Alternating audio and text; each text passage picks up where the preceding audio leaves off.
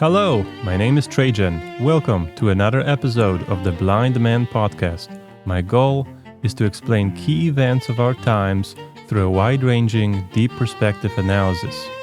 In today's episode, I'll cover the operation to capture El Mencho, the kingpin of one of the largest and most violent cartels in Mexico, the Jalisco New Generation Cartel. Crazy story, kind of like a Robert Rodriguez movie that came to life. People were shocked by the violence that followed. I'll focus, though, on the consequences of that event and talk about organized crime in Mexico and the potential ways forward.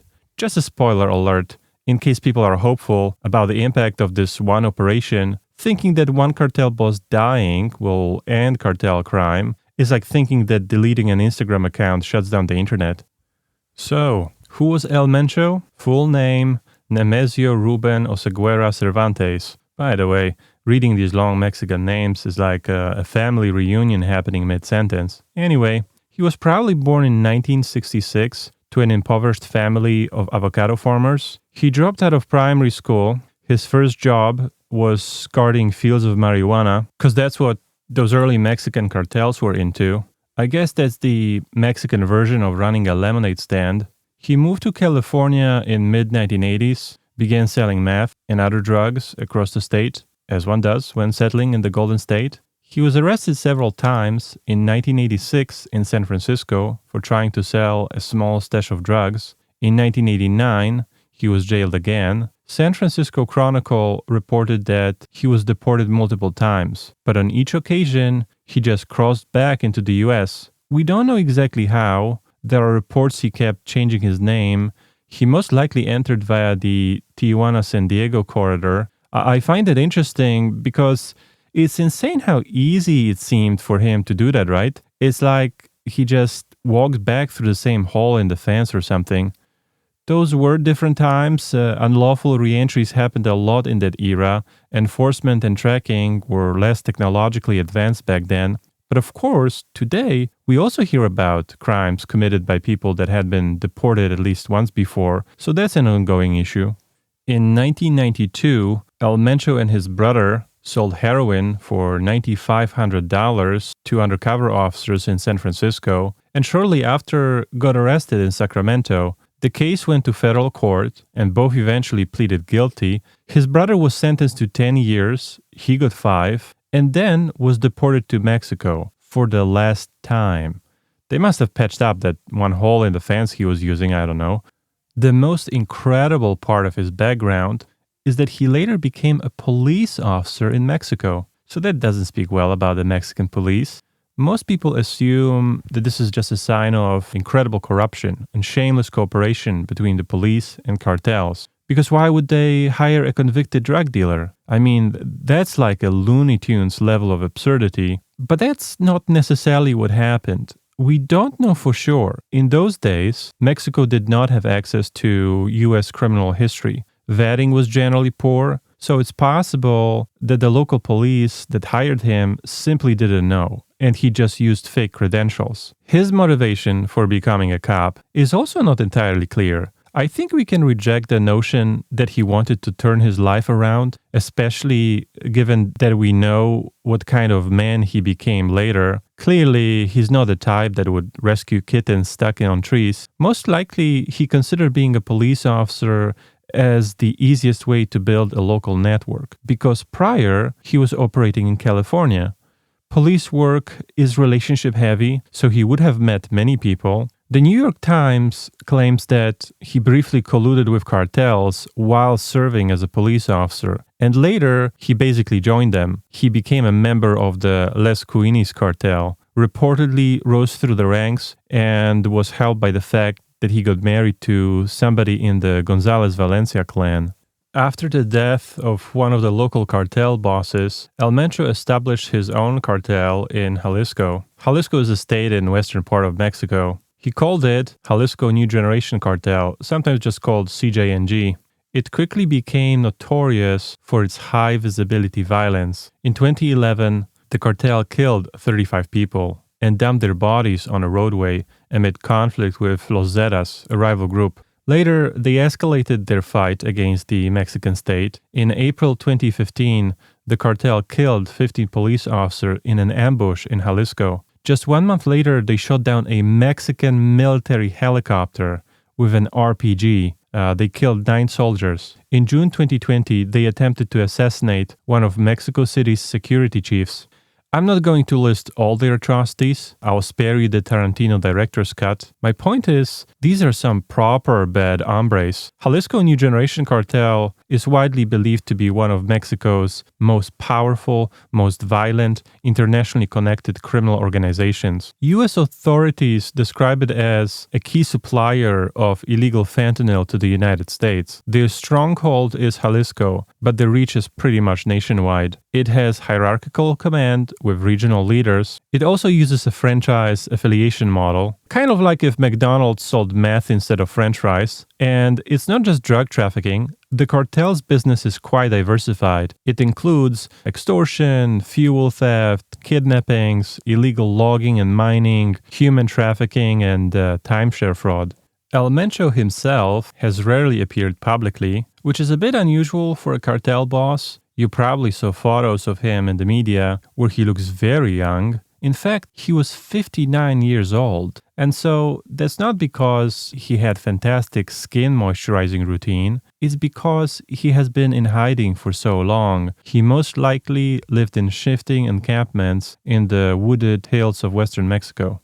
Under the Trump administration, the U.S. has been increasing its pressure on Mexico to act. In early 2025, the U.S. government formally designated the Jalisco New Generation Cartel as a foreign terrorist organization. In practice, that means it would be a serious federal crime to provide the cartel with material support like services, logistics, and so on. The U.S. Treasury also expanded sanctions against people linked to the Jalisco New Generation Cartel. The U.S. State Department later increased its reward for El Mencho to $15 million. In addition, U.S. officials often tied trade tariffs negotiations to drug trafficking and border security. There were even reports in 2025 that the Trump administration was considering drone strikes on Mexican cartels. Of course, nothing encourages international cooperation more than a laser-guided Hellfire missile. Claudia Sheinbaum, the president of Mexico, categorically rejected unilateral U.S. military action. Instead, Mexican authorities must have thought that maybe a high-profile takedown of a kingpin like El Mencho would serve as a credible signal to the U.S. that they were doing something about it.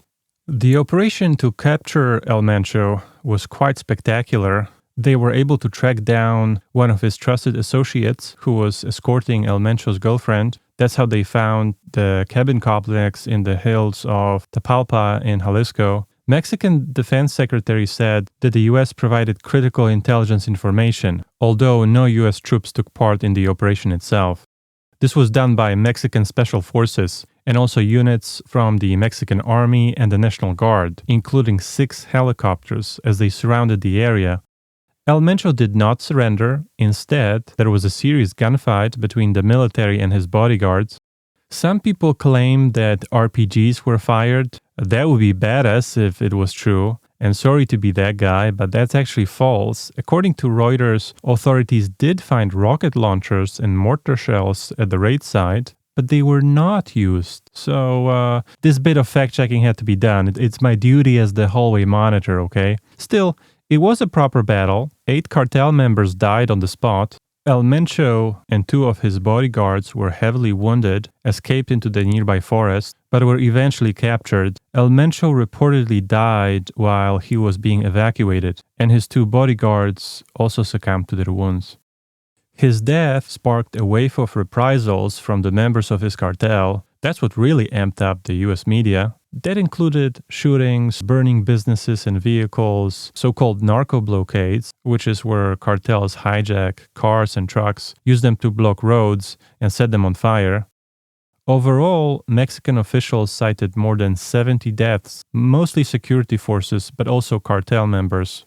Note that while the violence was real, it was also a subject of massive misinformation campaign on social media. On X, people pretended as if they were live streaming the apocalypse, 280 characters at a time. Most of it was fake. It was either old footage, recycled real footage, but mislabeled to fool people to thinking it happened in a different part of Mexico. AI footage, often mixed with real footage. There were untrue claims that Guadalajara airport had been seized by armed men, that the president of Mexico was in hiding, and that it was all nonsense.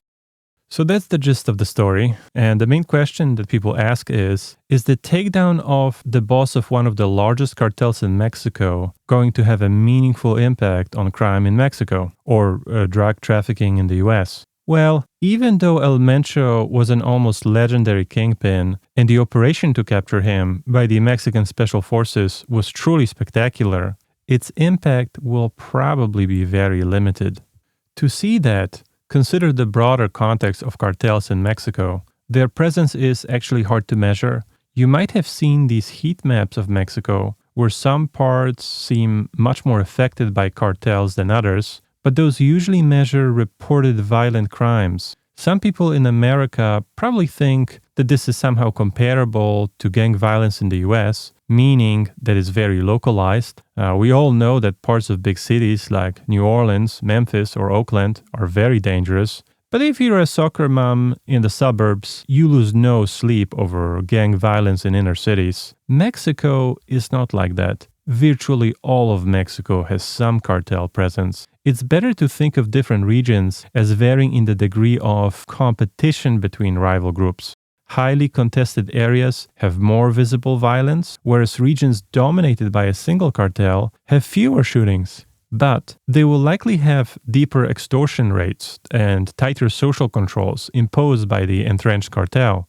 The safest parts of Mexico are those with strong state capacity and better institutions, but probably only 10% of the population live in such zones. And even there, cartels still operate, but less visibly. It is hard to overstate the impact cartels have on daily life in Mexico. One of the most frequently experienced crimes nationally by both businesses and households is extortion and racketeering. In Mexico, cartels have a say on who is allowed to operate a business, which roads are safe, who can run for public office, and even what prices get paid for certain goods. They intimidate judges, journalists, and activists. Law enforcement in Mexico is very weak. Official reports from 2022 estimate that about 95% of intentional homicides are never resolved, meaning that when you go to Mexico and steal a towel from a hotel and then go and shoot and kill somebody, you are more likely to get caught for that towel theft than for actual murder. And it does mean that cartels can commit violence with virtual impunity. In cumulative terms, Mexico has over 130,000 missing persons on official tallies. To understand the scale of it, you would have to imagine the entire population of, say, New Haven being kidnapped by a cartel. Many prominent Mexican politicians have been convicted of working with cartels, including Mexico's former Secretary of Public Security, multiple state governors, attorney generals, and many others.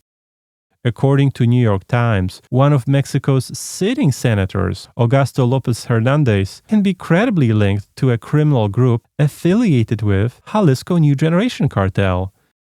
Saying that corruption in Mexico is a problem is like calling the Titanic slightly damp. Now we can begin to understand why experts are skeptical about the impact that the removal of El Mencho might have. Historically, when a top leader gets removed, what follows is his cartel splinters into semi-autonomous factions, more localized predation, and violent competition between surviving lieutenants. Succession in cartels can be messy. It's not like there is a corporate board that begins a search for a new CEO. The succession is not on the basis of merit. The new cartel leader is usually the most violent, ruthless lieutenant left alive. But that is not to say that the operation was meaningless. The Rand Corporation, a nonprofit which has conducted extensive comparative research on Mexico, did recommend focusing on the most violent organizations. The logic is to separate strategic violence from drug trafficking, because cartels use violence as a deliberate campaign to terrorize the public. And there is some evidence that removing worst offenders can discourage violence, protect governance, and civic life. The Rand Corporation does, however, stress that targeting most violent cartels should be part of a much broader strategy. From that perspective, the operation against the Jalisco New Generation cartel does make sense, and there is hope that it will reduce violence, even if it does little to reduce drug trafficking. Now, what about the drone strikes that the Trump administration threatened Mexico with? I have to say, it does sound excessive, a bit like using a flamethrower to kill a mosquito, but could it work? The best argument for doing it is that it would allow exploiting fleeting opportunities, like knowing that a high-ranking member is hiding at a specific remote location, and the only way to take him out before he moves on is to use a drone, or destroying a lab in order to temporarily disrupt the flow of a deadly drug like fentanyl. But there's so much that could go wrong, like innocent civilians getting killed, or intelligence misidentifying the target. Also, a drone strike could only be contemplated for a narrow range of criminal activities. But as we saw with the Jalisco New Generation cartel, there is so much more that they do besides drug trafficking, like extortion, fraud, and so on. If drone strikes were the answer, why not use them to fight Italian mobs in New Jersey? Obviously, that's absurd. What would be the point of bombing a pizza joint that pays extortion money to local mobsters? And these are not even the biggest problems. The Mexican government strongly opposes drone strikes, so a unilateral U.S. strike would lead to a diplomatic blowback and a potential rupture in U.S.-Mexico intelligence and law enforcement cooperation. And even if the president of Mexico changed her mind and, hypothetically, opened Mexico's skies to U.S. military, one of the main things that security experts warn about is that U.S. intervention could change a key behavior of cartels, which is that, until now, they consistently avoided targeting U.S. nationals. A U.S. strike would change those incentives, potentially putting U.S. citizens in danger. A generous take on the idea of a drone strike is that the sheer threat of it has already spurred Mexican authorities to take action.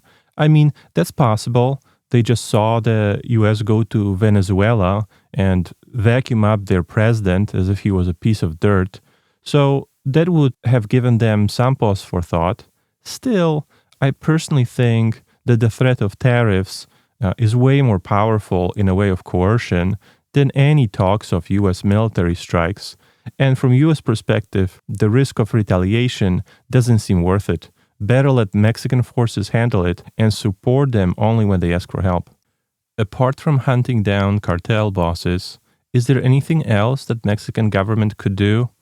Most people who study organized crime in Mexico agree that the number one priority should be strengthening states' institutions, especially its conviction capacity. In practice, that means creating professional investigative units, well-funded crime labs, better paid, better protected detectives, robust witness protection. That's pretty obvious based on what we've already discussed, especially the fact that only 1 in 20 homicides gets solved. Criminal impunity means that there is little downside to committing crimes. Californians learned it the hard way with Proposition 47. Passed in 2014, it reclassified shoplifting under $950 from felony to a misdemeanor, basically saying that if something costs less than $950, it's a free sample. Predictably, this led to rise in thefts, underreporting of crimes, because what's the point of even calling the police, and infamous raids on shops, driving many businesses out of California. This continued until 2024, when some of the idiocy, although not all of it, was repealed by Proposition 36. In Mexico, of course, the issue is not simply lax laws, it's ineffective law enforcement. Police work is further undermined by rampant corruption. And that's another area that would require massive reforms. For example, setting up aggressive internal affairs units that could investigate crooked cops, or giving extra protection to prosecutors and judges in corruption cases. The story of El Mencho speaks volumes about the scale of the problem. He was able to waltz into a police station and get a job as a cop. Neither being a drug dealer nor serving time in U.S. federal prison disqualified him from getting a badge and a gun. Since that time, Mexico has passed reforms to improve vetting of police, but according to Reuters, when El Mencho became a cartel leader, he heavily relied on paying off police in Jalisco to cover for his criminal operations. Police corruption is still an undisputed part of Mexico's dysfunctional system. Some people, especially those with postmodernist views, will say, actually, the problem is not Mexico. The issue is drug addiction epidemic in the US, and it is the American government that has the power to solve the problem of Mexican cartels. That's quite naive. It is true that drug trafficking is foundational to most cartels, but as we saw, that's not their only source of revenue. Hypothetically, if Americans solved the drug crisis overnight, cartels in Mexico would not go away because they would still be able to profit from extortions, human trafficking, fraud, theft, and so on. So even in that extreme, completely unrealistic scenario of America just dropping its addiction to hard drugs, the cartels would probably get smaller and more fragmented, but they would not disappear because it's well established that their criminal activity is very well diversified. Not to mention that if this argument was true, then surely Canada would also become a narco state. The reason why your maple syrup is not laced with fentanyl is not the lack of demand for the drug, it's the fact that institutions in Canada are strong and well established, especially law enforcement. There is no way forward for Mexico without reforming its capacity to convict criminals. Finally, let me end on a few words of hope. Mexico has been making some progress in recent years, especially since President Claudia Sheinbaum took office in late 2024. Since then, Mexico has increased its intelligence and investigative capacity, started using National Guard to fight cartels, tightened border controls, extradited more cartel-linked suspects to the US, began to prosecute some local officials, and even achieved a small reduction in homicides. Obviously, more is needed. But if this pattern can be sustained for years to come, that is much greater source for optimism than flashy captures of kingpins. Well, that's all. I hope you enjoyed this. If you think that you learned something important, please subscribe. If you believe that a podcast like this could solve some of the confusion you see in the world out there, please share it. And thanks for listening. Any mistakes in this podcast are my own. Take care and goodbye.